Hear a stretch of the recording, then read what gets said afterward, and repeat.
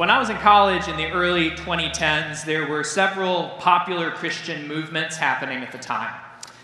I'm hesitant to call them movements. They were more like Christian fads that surged in popularity for a brief moment, but didn't have the staying power of older Christian movements. Movements like the Methodist movement or the Pentecostal movement, but they were popular. And for an 18-year-old Morgan Clark, who was defining his own relationship to the Christian faith that he had grown up with, but was now trying to claim for his own, they were significant. And there were two of these movements that had a big impact on me, and they were interrelated. I'm going to share about that. So the first movement was something affectionately called the Young, Restless, and Reformed movement. Some of y'all might be aware of this. So it was kind of like a pop version of Calvinism, filled with a heavy emphasis of God being all-powerful and God being the sole agent in a person's salvation. So your salvation was God's predestined choice. It was not your choice. It was not up to you. Salvation was entirely up to God. And for an 18-year-old Morgan Clark, who was born with a very strong legalistic streak in him and felt like everything in his life depended on him and on his choices, the idea that salvation was not up to me was very freeing.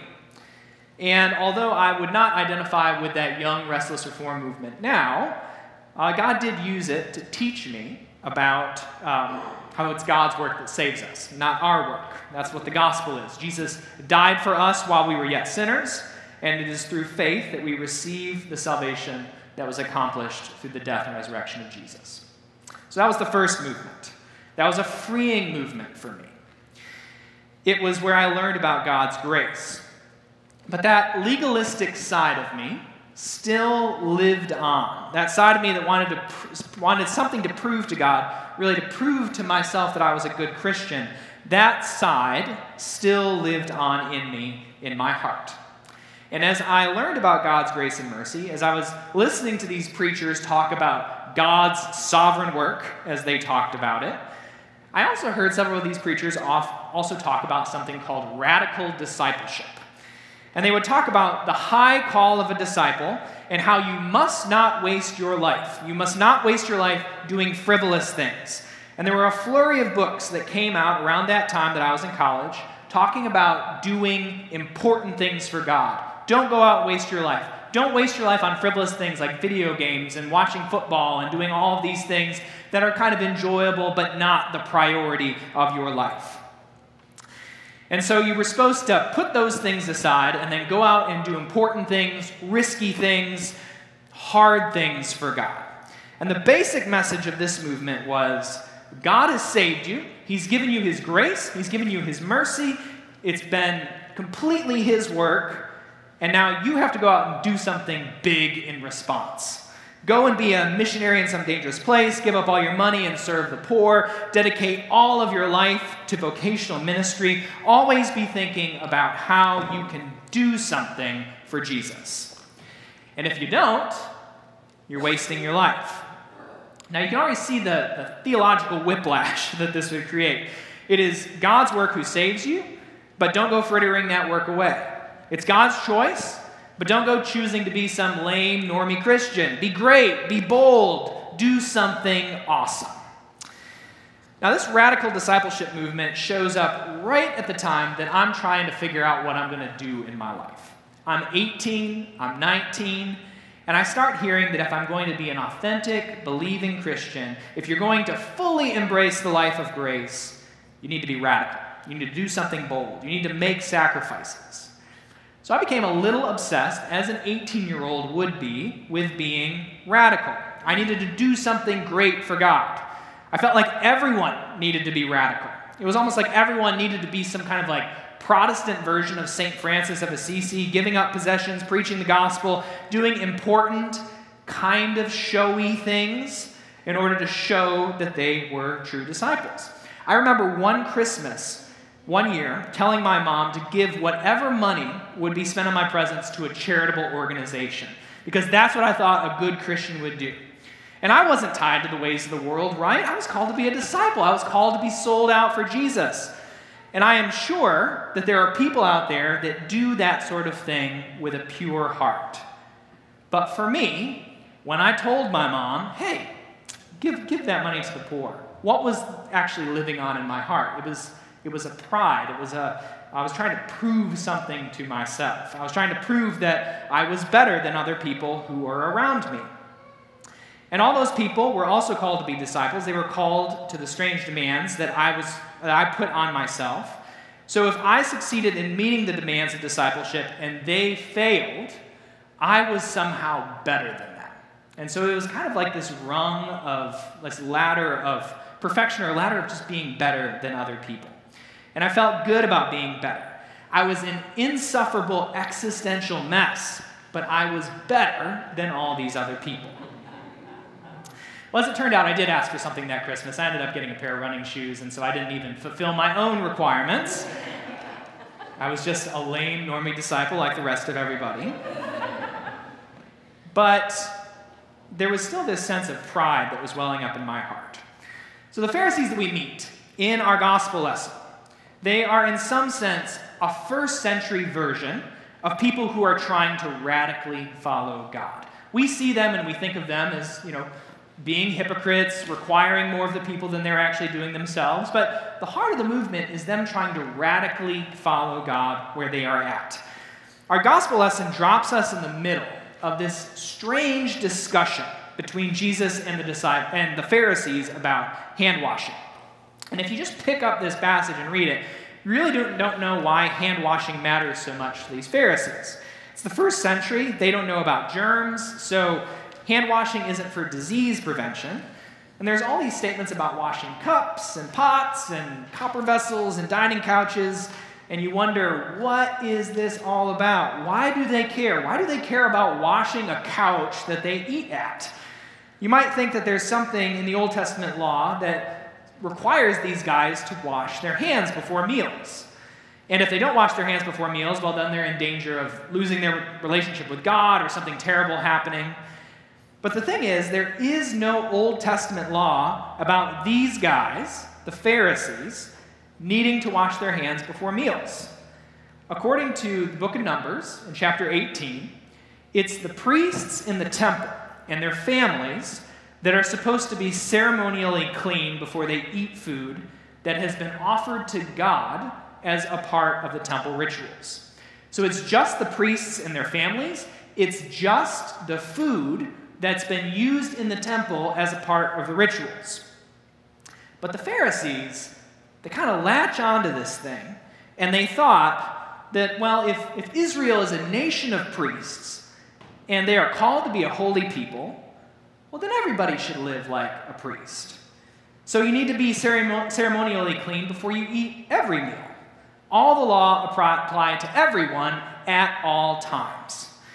So when the Pharisees asked Jesus why his disciples do not walk according to the tradition of the elders, but eat with defiled hands, they're asking Jesus why his disciples are not committed to following God. If they were committed to following God, if they were committed to being faithful Israelites, they'd wash their hands. They'd act like priests. They'd be a shining light to the people around them. If they just did this thing, then they would be faithful. It doesn't matter that only a few people were supposed to wash their hands before eating certain foods. Everyone should be a priest all the time. And being a priest means completing the acts that a priest would do. There's an emphasis on action, on these concrete acts. Wash hands. Stay away from unclean food. Stay away from unclean people like Gentiles. Stay pure. Be physically untouched and unstained by the evil world that's around you. And if you do these things, if you do X, Y, Z in the right order all the time, you are holy. You are set apart. You are one of the faithful ones. And while actions do matter, they are not the foundation of following God. If following God is a tree, the things that we do are the leaves on that tree, or using the language of the Bible, they are the fruit. The roots of the tree, the thing that is fundamental to the health of the whole operation, is the human heart. That's what we see being returned to time and time again in the Bible. And that is what Jesus zeroes in on in this discussion with the Pharisees. Where is your heart? First, Jesus quotes Isaiah to the Pharisees. This people honors me with their lips, but their heart is far from me. In vain do they worship me, teaching as doctrines the commandments of men. For Jesus, the commandments that the Pharisees say, the commandments that the Pharisees talk about, they seem to honor God, but in reality, the hearts of the Pharisees are far away from God. They teach commandments, but these commandments have more to do with what they think they ought to be doing when they're following God than actually the ways of God. And to prove this, Jesus brings up this interesting case study about honoring your father and your mother. So in the Ten Commandments that Moses brings down from Mount Sinai, there is that famous commandment, honor your father and mother that your days may be long in the land that the Lord your God is giving you. It is one of the Ten Commandments, so it's kind of a big deal. Jesus brings up this commandment alongside another word from Moses that whoever reviles father and mother must surely die. So the basic idea is to give honor, respect, and care for your parents. It's a very fundamental thing. And then Jesus brings up this word that's called Corban, which needs some explanation. It's just this kind of strange word that's dropped in the midst of this passage. So in the first century, you could vow or declare that something be given to the temple in Jerusalem. It's not a one-for-one comparison, but it's sort of like our version of a pledge card that you would have in church. So you pledge something to an institution, and there's this understanding that you will follow that obligation.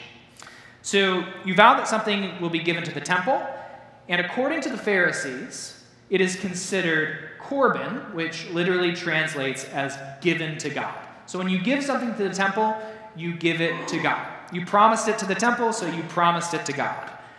Now, if you have to go back on that promise, a promise that you made to God, it's pretty bad. You don't want to break a promise to God, right? Well, let's say that your mom or your dad needs some money to help in their old age. And you've got this pot of money that's sitting around in your house that's been vowed to God. You haven't given it to the temple yet, but it's been vowed that it's going to go there. Can you use it to help your parents? The Pharisees would say no, because the money has been promised to God. You'd have to break a vow to God, and if you wanted to help your parents, you would have to break a promise that you made to God. So which is more important, keeping the vow or honoring your parents? Well, the Pharisees say, God kind of ranks higher than your parents, so you made that promise to God, it's given to God, you're let out of your obligation to your parents. Jesus would say, though, that the love for your parents triumphs over the vow. It is better to honor your parents, something that God commands, than abide by the Pharisees' Corban requirements, something that is commanded by human tradition. A heart that is close to God follows his commands, and a heart that is far from God follows human tradition.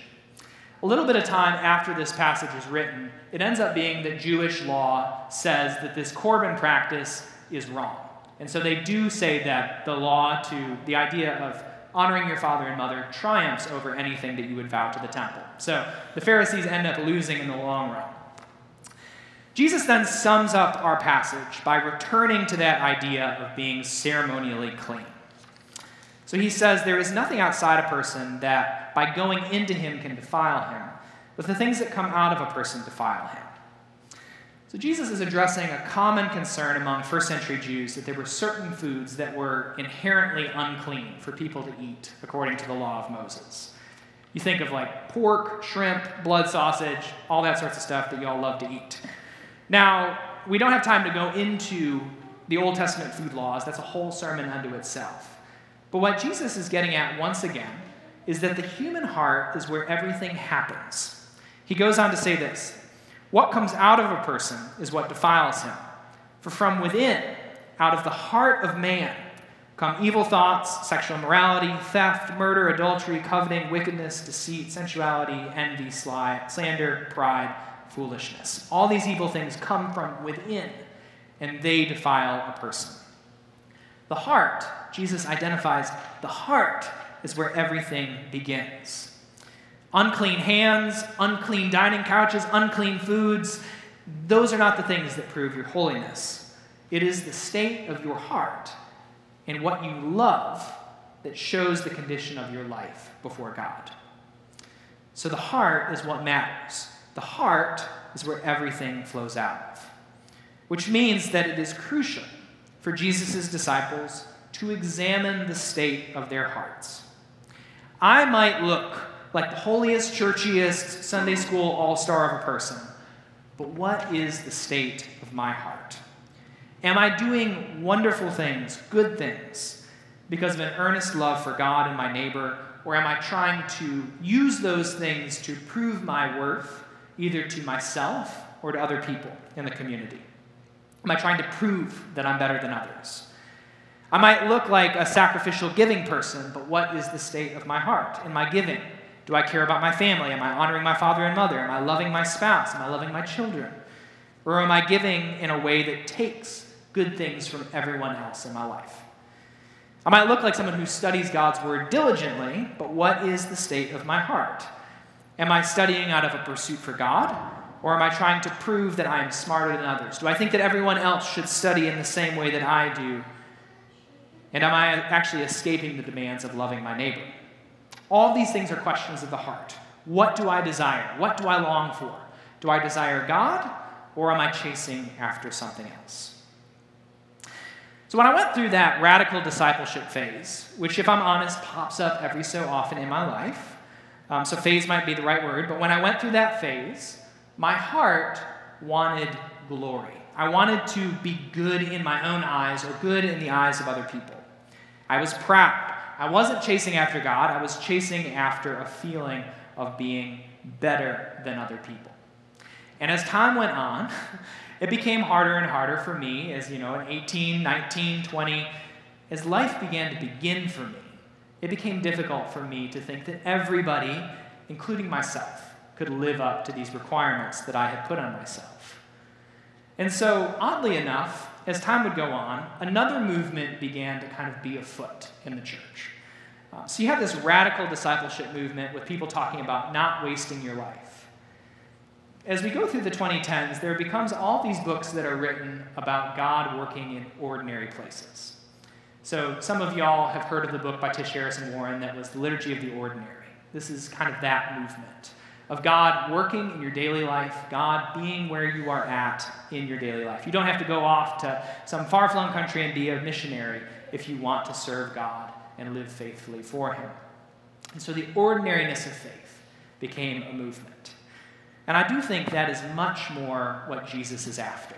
What is your heart in following God where you are at?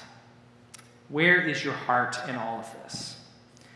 The Pharisees, when they come to Jesus, they're in danger of both adding to the commandments of God, adding all those things about priests, but also moving away from the commands of God.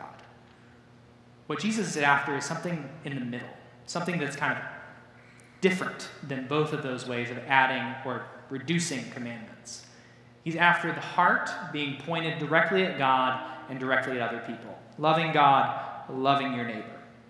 It's not about being better than other people or escaping commandments by kind of wiggling yourself out by saying some kind of theological reasoning like Corbin.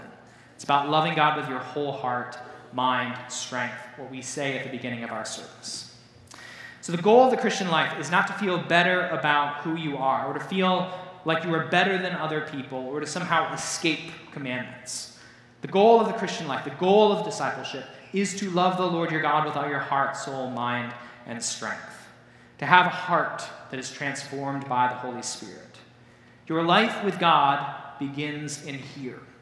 It is connected to the things that happen out here. It happens like it's connected to the things that happen around you, the concrete acts of your life. Those things matter, but it all begins with the state of your heart. So pay attention to your heart. Guard your heart. Look and question the heart that you have. Pay attention to what you long for. Pay attention to what you desire. And from there, allow God to work in your life from the inside out. Amen.